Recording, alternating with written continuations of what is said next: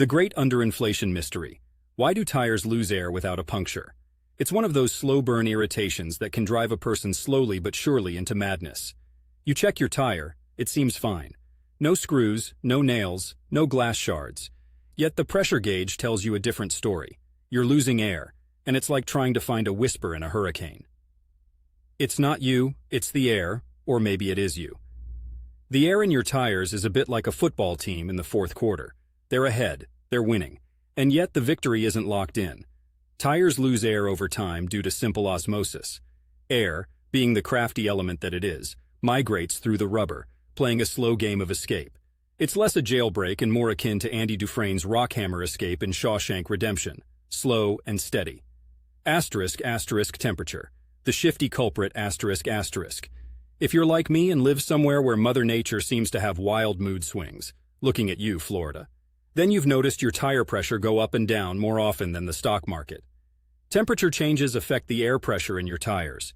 Cold air contracts, hot air expands. It's simple science, yet we forget that our tires aren't immune to the laws of thermodynamics. Just imagine if they were, though. Perpetual motion vehicles, anyone? Faulty valves. The betrayers you never suspected. A valve stem is like that one friend who promises to keep a secret and then immediately runs off with the latest gossip. If they're not doing their job correctly, air leaks out. It could be due to damage, wear and tear, or it just wasn't seated right during the last tire service. A simple replacement of the valve stem, which is about as invasive as putting a new cap on a pen, can often stop the betrayal. The bead leak, a deceit hidden in plain sight. Where your tire meets the wheel is known as the bead. This is where a slow, insidious leak can occur, often due to corrosion or debris that prevents the tire from sealing properly. Fixing this involves breaking the seal and reseating the tire, a task that's best left to the professionals, unless you happen to have a tire mounting machine in your garage. And if you do, I'm probably a bit jealous. Get to the bottom of it. The soap test. If all else fails and you're up for some DIY detective work, then grab some soapy water and a brush. Coat your tire in a soapy mix and watch for bubbles to form. This is the telltale sign of air making its great escape.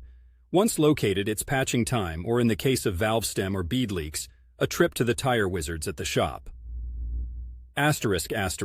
The dyed executioner, tire mounting lubricant. Yes, the very lubricant used to mount tires can sometimes be the silent killer. If not properly dried, it can slowly but surely eat away at the tire bead, leading to leaks. While not common, it's like winning the worst lottery if it happens.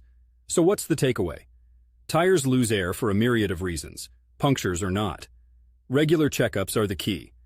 Monthly pressure checks are not just good practice, they're your frontline defense against gradual deflation.